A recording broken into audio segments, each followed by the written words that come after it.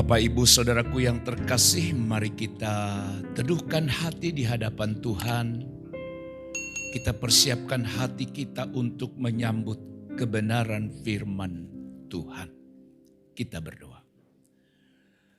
Kami mengucap syukur kepadamu ya Tuhan, sebab hanya oleh anugerah dan rahmat-Mu sematalah kami boleh ada hari ini.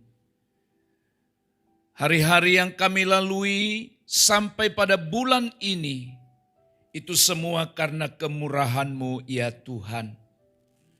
Terima kasih buat berkat-Mu, pemeliharaan Tuhan atas kami. Kami memuji Engkau pada saat ini Tuhan. Dan saatnya Tuhan berbicara untuk mengajar setiap kami akan kebenaran firman-Mu. Berbicaralah kepada kami melalui bibir lidah hamba-Mu. Sucikan, kuduskan mulut hamba-Mu. Untuk dapat menyampaikan pesan Tuhan atas umat-Mu. Dan semua yang mendengarkan sama-sama diberikan kemampuan untuk memahami dan melakukan firman ini. Dalam nama Tuhan Yesus kami berdoa menyambut firman-Mu. Haleluya. Amin. Silakan duduk Bapak, Ibu, Saudara-saudara yang terkasih dalam Tuhan. Saya akan memberi judul firman Tuhan untuk bulan ini, mengenal Tuhan melalui namanya. Dan hari ini kita akan memulai dari pembahasan yang pertama, Aku adalah aku. Mengenal Tuhan melalui namanya, aku adalah aku. Bapak dan Ibu, saudara-saudara yang terkasih di dalam Tuhan, salah satu sarana atau sebutlah instrumen yang sangat penting untuk dapat mengenal sesuatu atau mengenal seseorang adalah melalui namanya. Sesuatu itu akan kita kenal, seseorang itu akan kita kenal oleh karena nama yang ada padanya. Tanpa nama itu, saudara, kita tidak akan bisa mengenal. Tidak akan bisa memahaminya. Nah, saudara-saudara yang terkasih, dalam budaya atau kebudayaan Yahudi pun, sebagai bagian yang melatar belakangi penulisan-penulisan dalam Alkitab, maka nama selalu terkait erat dengan pribadi. Sekali lagi, nama selalu terkait erat dengan pribadi. Saudara-saudara, maka atas dasar kebenaran ini, maka untuk mengenal Allah dengan baik dan benar, kita juga perlu mengenal atau mengetahui namanya. Kita mulai dari kitab Keluaran pasal yang ketiga ayat 13 sampai ayat yang ke-14, firman Tuhan berkata demikian. Lalu Musa berkata kepada Allah, "Tetapi apabila aku mendapatkan orang Israel dan berkata kepada mereka, Allah nenek moyangmu telah mengutus aku kepadamu, dan mereka bertanya kepadaku, bagaimana tentang namanya? Apa yang harus kujawab kepada mereka?" Firman Allah kepada Musa, "Aku adalah aku." Lagi firman-Nya, beginilah kau katakan kepada orang Israel itu, akulah aku, telah mengutus aku kepadamu. Amin. Nah, saudara-saudaraku yang terkasih di dalam Tuhan, kisah yang disebutkan dalam kitab Keluaran pasal 3 ini menjelaskan ketika Musa mendapat tugas atau amanat dari Tuhan untuk berjumpa atau bertemu dengan orang Israel. Maka saudara-saudara, Musa menyatakan semacam ketakutannya kalau dia berhadapan dengan orang Israel. Tadi dikatakan apabila aku mendapatkan orang Israel dan berkata kepada mereka, Allah nenek moyangmu telah mengutus aku kepadamu. Allah nenek moyangmu telah mengutus aku kepadamu. Mereka bertanya kepadaku, kata Musa, bagaimana tentang namanya? Apa yang harus kujawab kepada mereka? Inilah semacam ketakutan daripada Musa mengenai Allah yang mengutusnya. Lalu dia tanya, siapa namanya? Maka di ayat yang ke-14 itu firman Allah kepada Musa atau Allah menjawab Musa. Kalau mereka bertanya siapa namanya, maka engkau menjawabnya, aku adalah aku. Saudara-saudaraku yang terkasih di dalam Tuhan, aku adalah aku. Dalam bahasa Alkitab Perjanjian Lama, bahasa Ibrani, aku adalah aku itu berbunyi Ehyeh Asher Ehyeh. Ini nama atau bahasa Ibrani untuk aku adalah aku. Nah, saudara-saudara, maka dari sini muncul kata Ibrani Yahweh atau Tuhan. Dengar baik. Dari sinilah muncul kata Ibrani yaitu Yahweh yang diterjemahkan menjadi Tuhan. Sebuah frase Ibrani yang menunjuk kepada suatu tindakan. Jadi saudara-saudara, Tuhan sendirilah yang memberikan diri nama aku adalah aku. Nah, dengan kata lain saudara-saudara, Allah sebenarnya hendak mengatakan kepada Musa atau mau mengatakan kepada Musa, aku ingin dikenal sebagai Allah yang hadir dan yang aktif, yang menyatakan mengenai dirinya kepada orang lain. Nah, saudara-saudara, kata Yahweh yang diterjemahkan menjadi Tuhan atau diterjemahkan Tuhan. Maka saudara-saudara, pertanyaannya hari ini adalah, apa makna yang terkandung di balik nama Yahweh atau Tuhan? Sehingga saudara-saudara, ketika kita berdoa dan berkata Tuhan, maka kita tidak hanya sekedar berbicara Tuhan, mengucapkan kata itu. Akan tetapi ketika kita berkata Tuhan, maka di balik ucapan, di balik kata Tuhan yang kita sebutkan itu, kita harus memahami. Sebab kata Tuhan atau Yahweh itu mau menunjukkan pribadi Allah, tindakan Allah yang sesungguhnya.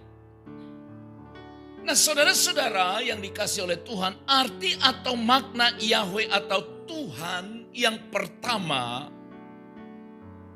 Yahweh atau Tuhan itu memiliki pengertian yang pertama, yaitu yang ada atau yang hidup. Tuhan itu artinya yang pertama, Dia ada dan Dia hidup.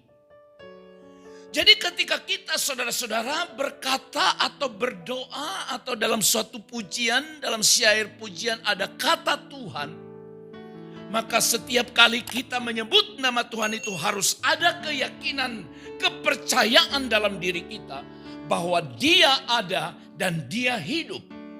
Nah, saudara-saudaraku yang dikasihi oleh Tuhan, sesungguhnya yang ada hanya adalah Dia, Yahweh, yaitu Tuhan. Yang membedakannya dirinya atau membedakannya dari dewa atau sesembahan yang lain yang sesungguhnya mereka tidak ada. Saudara-saudaraku yang dikasihi oleh Tuhan, kita tahu bersama bahwa bangsa Israel, sekalipun mereka sudah menyaksikan perbuatan Tuhan yang luar biasa dalam hidup mereka, mereka masih tetap meragukan Tuhan. Kalau kita kembali mengingat perjalanan bangsa Israel dari Mesir, bangsa itu telah melihat bagaimana tangan Tuhan terulur atas mereka. Bagaimana Tuhan menolong mereka. Tetapi masih ada semacam kebimbangan dan keraguan dalam hati mereka tentang adanya Tuhan. Itulah sebabnya kita tahu bersama bagaimana pada akhirnya bangsa Israel membuat patung anak lembu emas. Dan kepadanya mereka beribadah dan menyembah. Saudara-saudaraku yang dikasihi oleh Tuhan, ini menunjukkan bahwa mereka pun ada kebimbangan, ada keraguan, ada ketidakyakinan tentang pribadi Tuhan. Itulah sebabnya kepada Musa, Tuhan mau menyatakan satu kebenaran bahwa Dia ada dan Dia hidup. Saudara-saudaraku yang dikasihi oleh Tuhan Yesus, kehadiran Tuhan dalam hidup kita oleh karena keberadaan Dia sekali lagi. Kehadiran Tuhan dalam hidup kita sebagai pribadi yang ada, pribadi yang hidup, itulah yang menjadikan kita menjadi ada, menjadi hidup seperti pada hari ini. Dan itu menunjukkan saudara dan saya berbeda dari orang yang tidak mengenal Allah. Jadi kita harus yakin ketika kita berkata Engkaulah Tuhan. Harus ada keyakinan, kita harus percaya sungguh-sungguh bahwa Dia ada, Dia hidup, Dia berada di dalam hidup kita. Nah saudara, itulah makna yang pertama di balik ucapan "Aku adalah Aku" yang diterjemahkan Yahweh atau Tuhan. Hal yang kedua, Bapak Ibu yang terkasih di dalam Tuhan,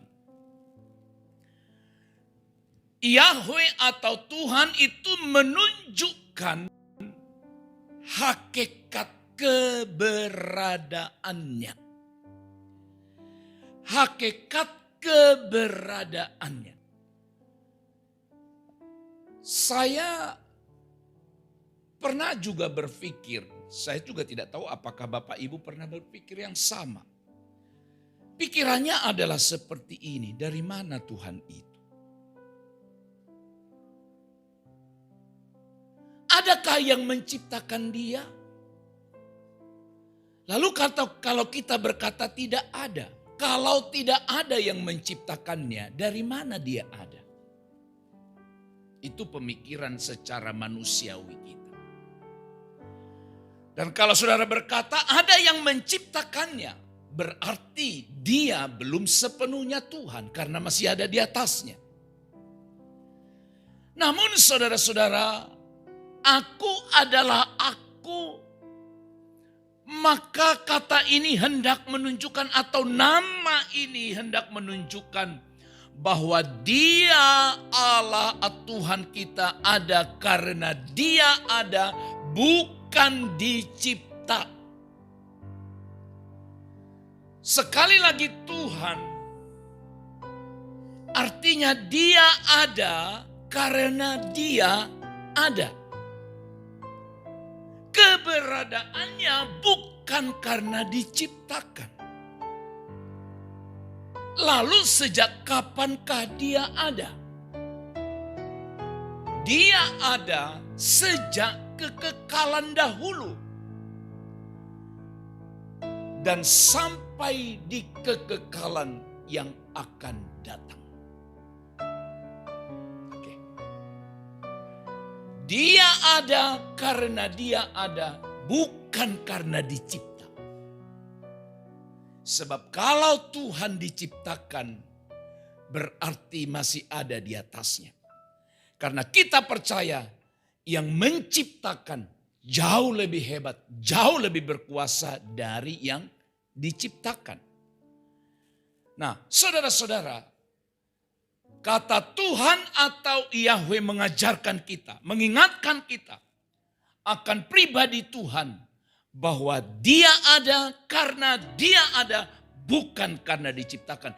Inilah juga yang menunjukkan, mengajarkan kepada kita bahwa yang lain itu hanya bersifat sementara.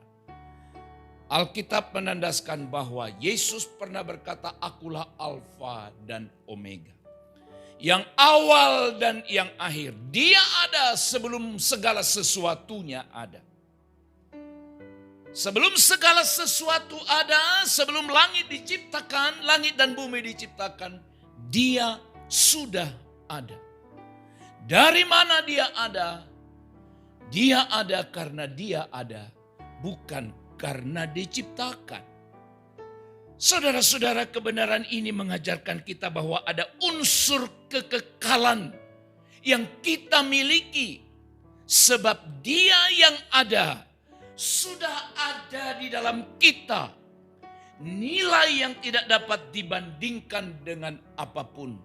Yang mengharuskan kita untuk senantiasa bersyukur dan bersyukur kepada Dia.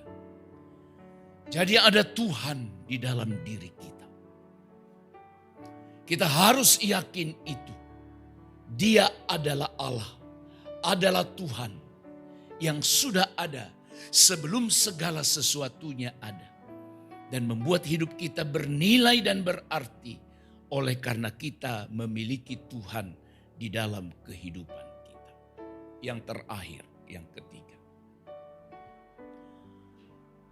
Kata Yahweh atau Tuhan menunjukkan tujuan keberadaannya. Kalau tadi hakikat keberadaannya, dari mana Dia ada. Sekarang untuk apa Dia ada? Tujuan keberadaannya. Saudaraku yang terkasih, kata Tuhan atau Yahweh menjelaskan bahwa Dia selalu ada dan datang kepada umatnya meskipun umatnya itu berdosa. Dengan kata lain, Dia ada untuk umatnya. Dengarkan baik-baik. Tujuan keberadaannya Tuhan adalah untuk kepentingan umatnya. Supaya umat manusia itu menemukan arti hidup yang sesungguhnya di dalam Dia. Bukti konkret, bukti nyata dari sesuatu atau seseorang itu ada adalah karena sesuatu atau seseorang itu berdampak, berguna. Berguna bagi orang lain. Tidak ada sesuatu yang pernah diciptakan di dunia ini tanpa ada tujuannya. Sekali lagi, tidak ada sesuatu benda yang diciptakan di dunia ini tanpa ada tujuannya. Kalau benda saja diciptakan untuk tujuan, maka saudara harus pahami keberadaanmu, keberadaanku, keberadaan kita sebagai seseorang, sebagai pribadi, itu punya maksud dan tujuan. Agar hidup kita berdampak, berguna bagi orang lain. Saya tekankan sekali lagi. Kalau benda saja diciptakan ada tujuannya, maka kita sebagai manusia diciptakan oleh Tuhan itu juga punya maksud. Diharapkan kita berguna, berdampak bagi orang lain.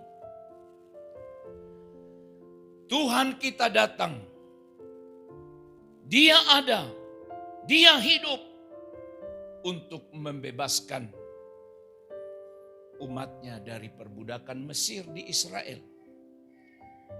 Tapi lebih daripada itu juga, Tuhan ada, Tuhan datang hari ini supaya kita juga dibebaskan dari dosa-dosa kita. Saudara-saudara, kalau kita sadar bahwa tujuan keberadaan Tuhan adalah untuk umatnya, maka seharusnya keberadaan Tuhan dalam hidup kita menjadikan kita berdampak bagi orang lain. Sebab tidak pernah diciptakan sesuatu apalagi manusia, seseorang tanpa maksud dan tujuan. Benda sekecil apapun diciptakan tujuannya ada. Ada gunanya.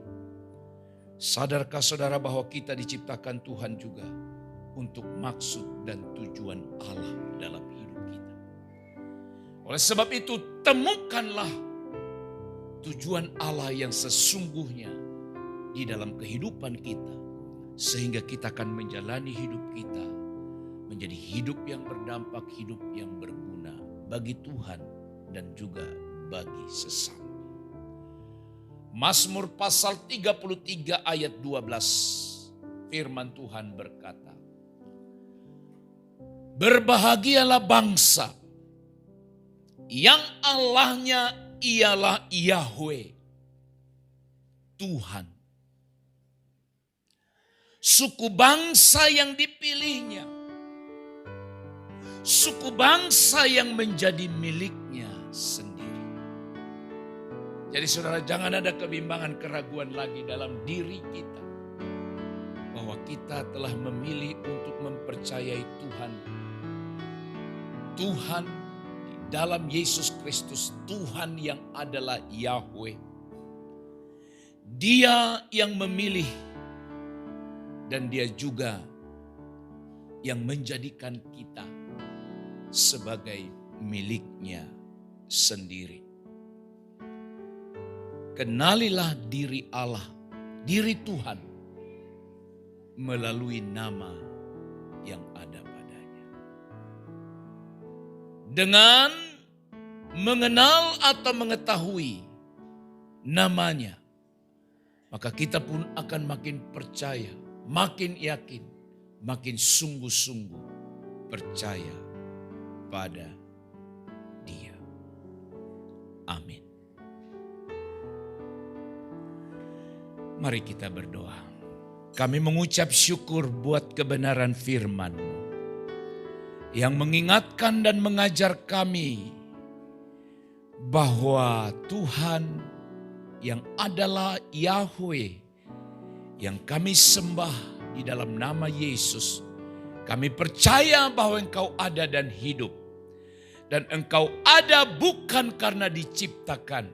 Dan Engkau ada untuk menyelamatkan kami. Dan kami ada hari ini sekali lagi karena kemurahan-Mu. Dalam nama Yesus kami sudah berdoa. Haleluya. Amin.